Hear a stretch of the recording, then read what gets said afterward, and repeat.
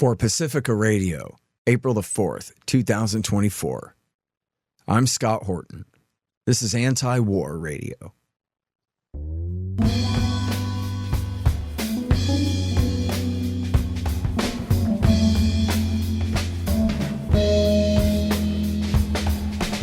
All right, y'all. Welcome to the show. It is Antiwar Radio. I'm your host, Scott Horton. I'm editorial director of Antiwar.com and author of the book Enough Already: Time to End the War on Terrorism.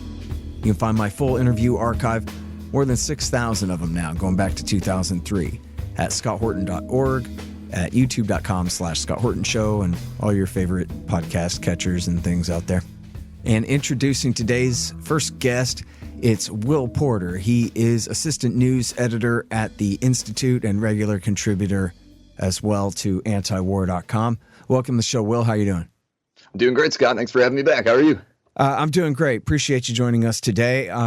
First up for topics on the show is Israel and the slaughter in Gaza. I won't call it a war. It's more of a canned hunt, I guess. But so can we start out with just give us an update on the latest casualty numbers? Yeah, sure. So a lot of these figures are coming, of course, from local health officials in Gaza. And of course, there's all kinds of dispute about how accurate those are, although I think in the past we've seen they do generally track with independent figures.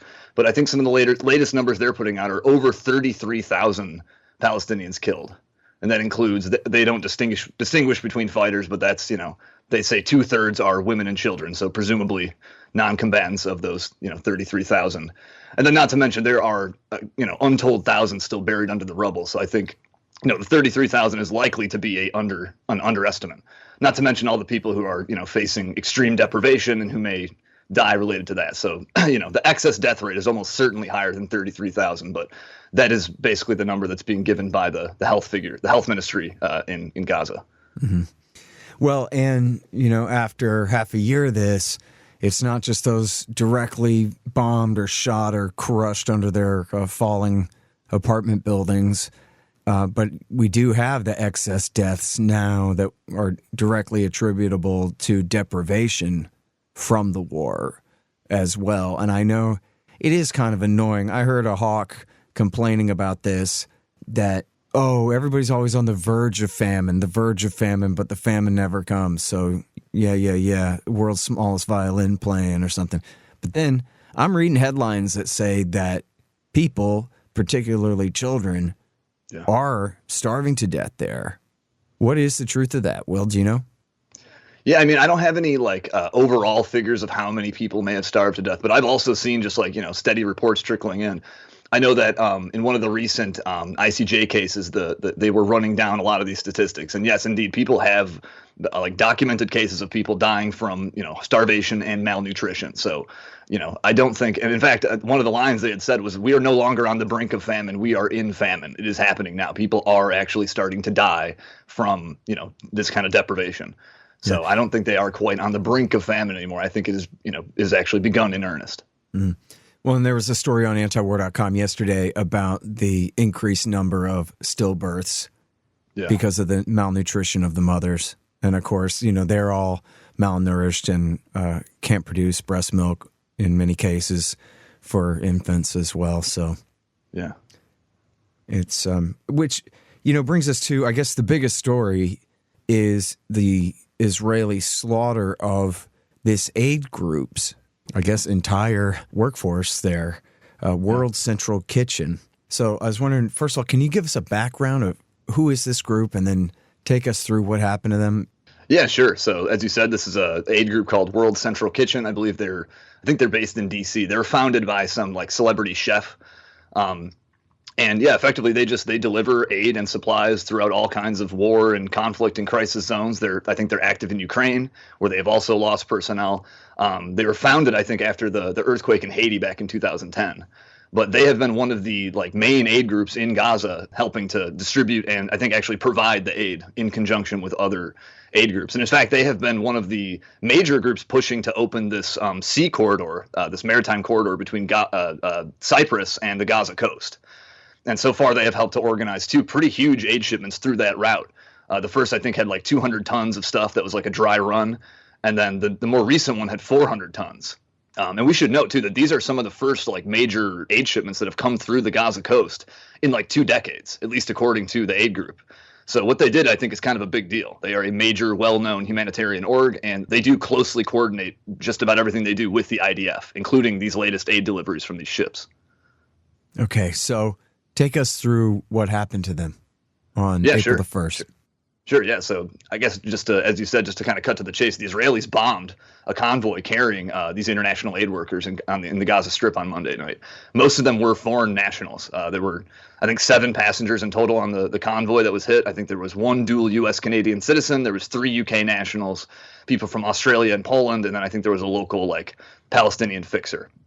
And so, as far as I understand, on Monday night, they were helping to offload, as I mentioned, that aid shipment from Cyprus. They were helping to offload supplies from those ships into a warehouse in central Gaza, this town called Deir al-Balah. And so, as they're leaving that warehouse, they're traveling down one of Gaza's like main highways. Their convoy was bombed by a series of Israeli airstrikes, reportedly three strikes. There were 3 vehicles in the group. There was 2 armored cars, and I think just like a regular SUV. And all of them were targeted one after another. At least one of those cars was very clearly marked with a huge logo on its roof. I guess in hopes of preventing exactly this kind of thing to make you visible from the air. This did happen at night, though, so perhaps it wasn't extremely visible. But you can see this in footage, too, of the vehicles taken after the strike. You can see the logo. You can see this gigantic hole punched in the roof, like it was clearly directly hit by some kind of munition. And according to what seems to me like pretty credible reporting by Haaretz, these strikes were very like calculated and deliberate, and not to mention in their description of them, very brutal. According to them, after the first car was hit, the passengers tried to grab their wounded and scramble to the second car. It was some distance away. That one was hit, and then they tried to do the same thing, escape again to the third car, only to be bombed yet again, killing everybody. And not to mention, in addition to driving in marked vehicles, the route for this convoy was coordinated with and approved by the IDF along every step along the way. The aid workers apparently had even called in to say they were being attacked as it was happening, but I guess it was too late by then. I think it happened pretty quickly. So yeah, effectively, I think that is that's what happened to these guys. Yeah, all 3 cars. And now the Israelis said, "Oh, well, we're going to do an investigation because it was a huge accident." Well, I mean, they've been sort of tight-lipped about their public explanation about what might have happened. But in that Haaretz reporting in local Israeli media, the rationale that was given, the justification that was given by these military sources, anonymous, talking to Haaretz, they say that they think some kind of armed terrorist was spotted with the convoy, that it was just, one single guy. And then so they decided he had to be killed right there on the spot. And it turns out that guy, whoever he was, the suspected terrorist, he never left the warehouse. He was never on the convoy. So this whole thing was pretty botched. So even if you believe that maybe there was a militant there, like on site somewhere, this was botched. He was not on the convoy. Yeah. Very little detail has been given about this. He's not been named, this like alleged terrorist operative who they say they saw there, who was quote unquote ostensibly armed per Haaretz. Perhaps he was a security guard guarding these supplies. There have been like food riots in Gaza. People are really desperate, and so you might need an armed guard. However, it should be noted that the World Kitchen says that they do not use armed escorts, and so that's what they maintain. So that would definitely be at odds with seeing some armed guy at the warehouse. But yeah, so far that's all pretty murky about exactly why the Israelis felt like they had to do this, or what. I heard the term misidentification being given by one of the military officials. It sounds like that's basically in line with what's been reported about this terrorist guy. But they're being pretty tight-lipped about like what may have actually happened so far. Yeah. Hey guys, I've had a lot of great webmasters over the years, but the team at expanddesigns.com have by far been the most competent and reliable. Harley Abbott and his team have made great sites for the show and the Institute, and they keep them running well, suggesting and making improvements all along. Make a deal with expanddesigns.com for your new business or news site. They will take care of you. Use the promo code SCOTT and save $500. That's expanddesigns.com. Man, I wish I was in school so I could drop out and sign up for Tom Woods' Liberty Classroom instead. Tom has done such a great job on putting together a classical curriculum for everyone from junior high schoolers on up through the postgraduate level. And it's all very reasonably priced. Just make sure you click through from the link in the right margin at scotthorton.org. Tom Woods' Liberty Classroom. Real history, real economics, real education.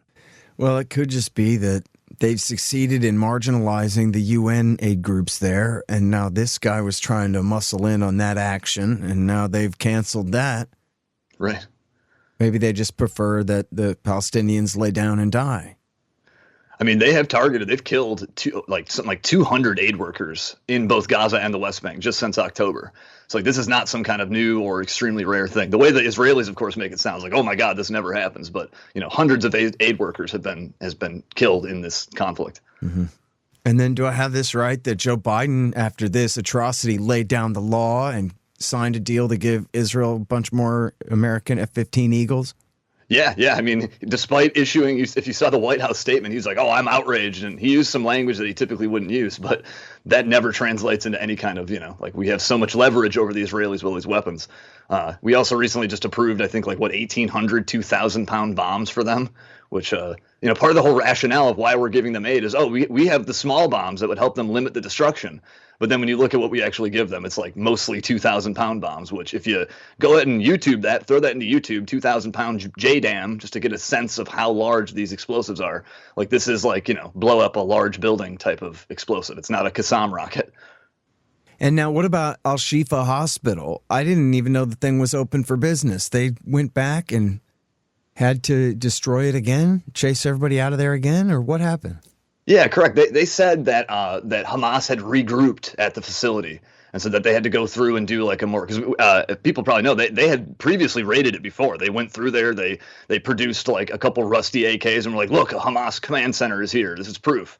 And then they left for a while, and because the area that Al-Shifa is located in northern Gaza, it is absolutely like Hiroshima. It is devastated. And so the fighting had moved south for quite a while, but the IDF now claims that Hamas had regrouped in Al-Shifa, and they went in there and they say I forget what the number they give. I think it was 100, 200 quote unquote terrorists they killed. And yeah, they leveled a lot of the facility. And some of the healthcare workers there are saying that several people died as a result of being moved off of whatever their, ICU equipment was, their ventilator or whatever they were on.